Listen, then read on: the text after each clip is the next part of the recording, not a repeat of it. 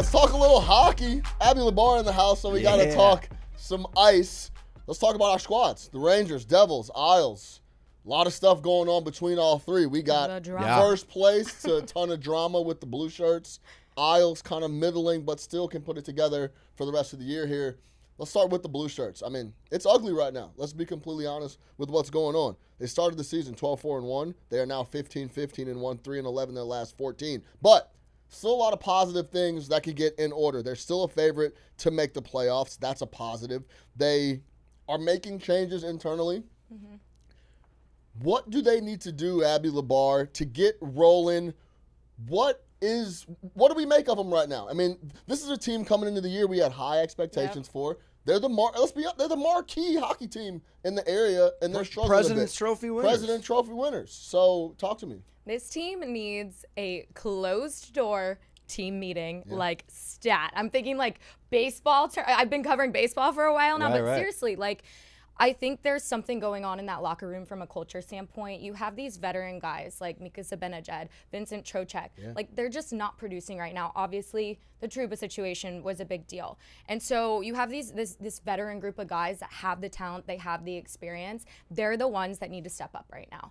And so I think that's the key. It's like, when can this team get together and really take a look in the mirror and be like, hey, is this a matter like of on-ice production, or is this bleeding out from what's happening culture-wise in the locker room? And so I think that's probably off-ice is probably the biggest thing that they have to address, is like, how can we come together as a team right now? They have one of the best goalies in the league, if not the best goalie in the league, right? Highest paid, we know that. Yeah, come on. And Shesterkin has gotten them so far, and they know that they can lean on him and have, like, if you have a good goalie, the team in front of you is going to be confident. And so it's hard right now to look at them, because it's like, you guys have really good you've always had good special teams in the past. Like, you have decent special teams now. I think their penalty kill is still one of the best in the league. I think their power play is maybe falling off a little bit, but like, when you have a good goaltender and the opportunity to play the way that you know you can play because you have in the past, like, it's just a matter of coming together and like realizing that and just getting back on track. Monica, you know it. Long seasons. You're gonna have dull stretches. Gamer runs and win-loss runs. This may be a little longer than they want, but still a lot of time left in the year. Well, Sean, look, I mean, January they went on a similar skid. I mean, 3-6-2 is not quite 3-11, but to your point, President's Trophy winner, Abby makes a great observation. When you have a top-tier goalie, Shesterkin, the belief level's high. It's interesting you bring that up. I'm obviously bringing up metaphors and all that, like the Fokker circle of trust. It seems like that's broken right now, and they need to kind of get back to maybe. And let me ask you, from a baseball perspective, would it be one of these guys, a Kreider, a Panarin, maybe even Igor, speaking up? And like, we know there's been infamous player meetings, obviously, for championship teams, and this is a team capable of a championship. Absolutely. I'm flabbergasted, depending where you shop, and right now on FanDuel, they're minus 113 to make the playoffs. For Sean and I as bettors, that's incredible value. But, Abby, I mean, I'm sitting here thinking this team, who did rattle off 10 wins after the All-Star break last year, is going to right some wrongs, especially if they have the talent. So here's some numbers if you want to put like the numbers to the like culture conversation, the motivation conversation, right? They led the league in come from behind wins last year. I think it was about 28 total. Through 30 games this year, they've only had 3. They're 1-9-0 when trailing after the first. That's team that's just unmotivated. Like, if that means like the puck drops and the other team scores, they give up in the first period. Like, they're just not, like, if you have a team that's able to like produce and come back and win and just fight for the 60 minutes, and then now like you're just not doing that, like, there's something else going on. So, Sean, if we're talking like NBA, this is like a talented roster and an NBA locker room that we're like, why aren't these guys winning? Do you have any thoughts of just like maybe a little comp from the NBA world, since they're similar? I mean, it's almost the exact same season as far as games. That's an unbelievable number that Abby just laid out. Yeah. Your culture last year was, you can go up 1-2-0. We're going to come back and fight and battle back. No big deal. It's not the same. It's not the same culture this year. For me, it seems like the team just needs a break away. Like, get us to the All-Star break as soon as possible. Let us reset. If that's lay on the beach, if that's do whatever you have to do to then reset and try to make a push for the back half of the year. And then when you're a favorite to make the playoffs, we know how it goes. You get in the playoffs and anything can shake. The atmosphere at the Garden will be rocking. Well said. It just feels like a team that needs a break. And then you go get a break, come out and get a couple wins, positive, little positive nugget here, 6-1 win there, more positive. Next thing you know, you look up, and in 10 games, you're 8-2 or whatever it is, right? And so just get to the break, hang in as much as you can, and try to keep that negative chatter as far out of the locker room as you possibly can. I think from a betting game-to-game perspective right now, you have to be very careful with your spots. I've walked into it a couple times thinking maybe off a loss. They got to show up here. The rest advantage, sell. You know, maybe they're at home against a non-playoff team from last year.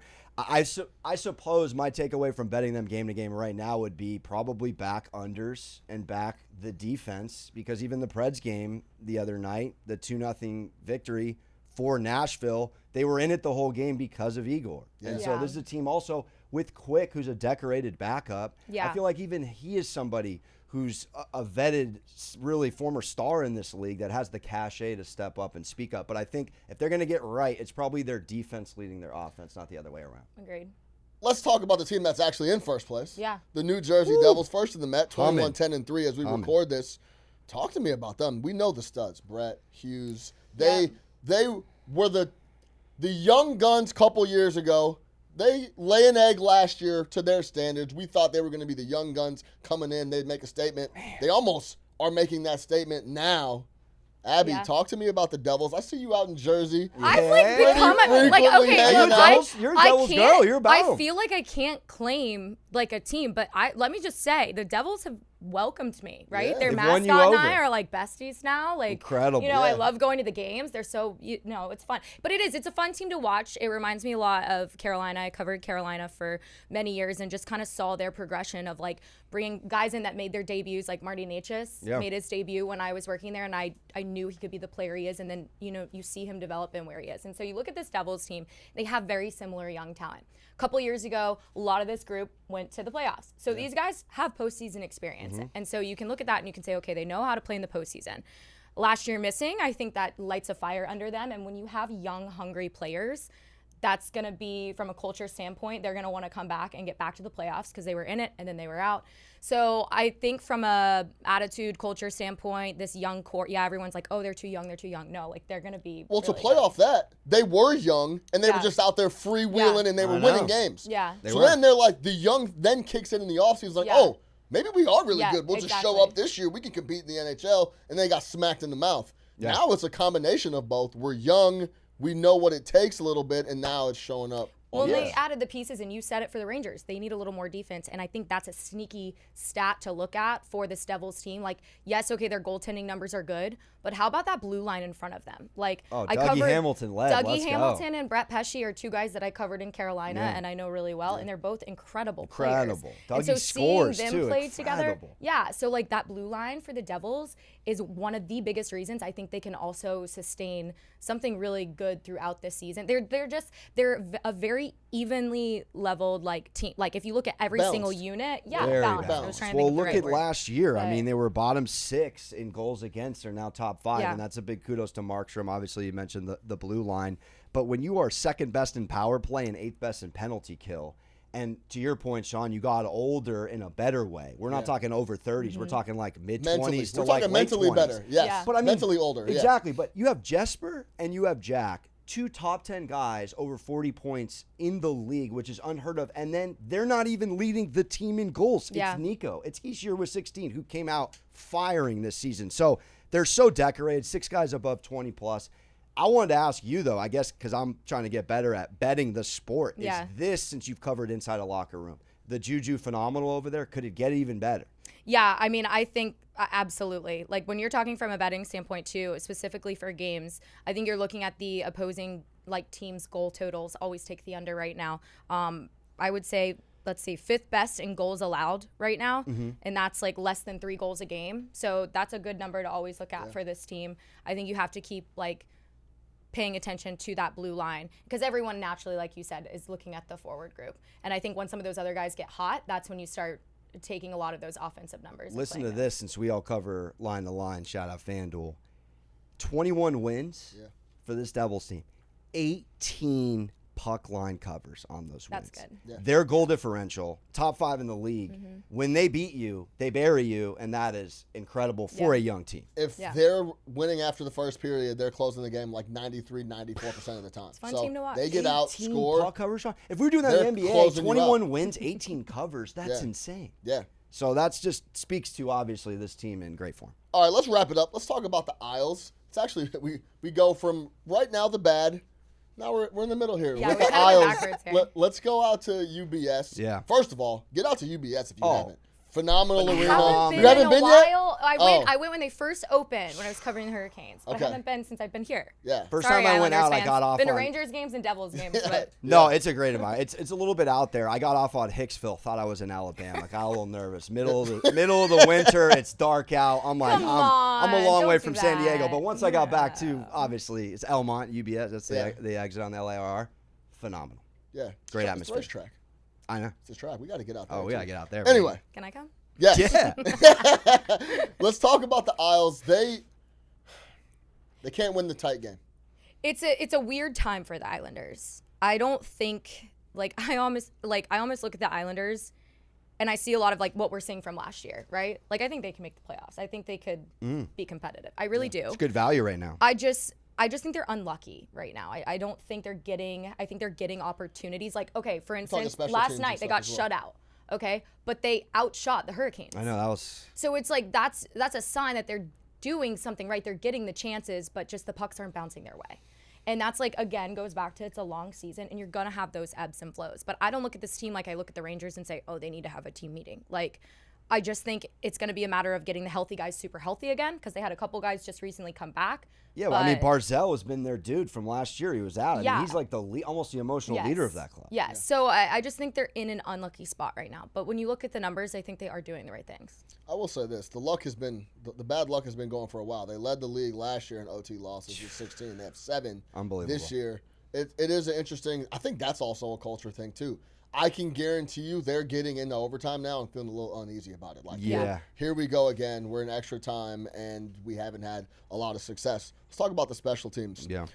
5-on-5 hockey this year, the Isles are 7th in expected goals. That's pretty good. Yeah. When we talk about the special teams, though, they're a minus 23 otherwise. So when they're playing full-strength hockey, solid, but the special teams have been giving them a little bit of trouble.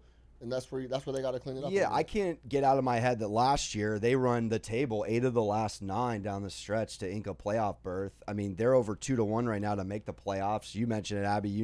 Puck. This team's in every game. With Sorokin in net and this defense, I mean, they play typically night in, night out defense. And this is one of those sports, though, that you just sometimes the puck bounces away. It bounces, and it's to the Canes, you outshoot them and you lose. You look at the box score and you're like, they got smoked. I may or may not have been on the first period under in that. But, 2-0 Canes out the gate. That was very frustrating. But I look at this team, the last 2 of the last 3 years, 90-plus points. 5 of the last 6 years, they've made the playoffs. Yep. And then when Waugh came in, you saw them have respect for a guy that obviously did it at the highest level for so many years, particularly in Colorado.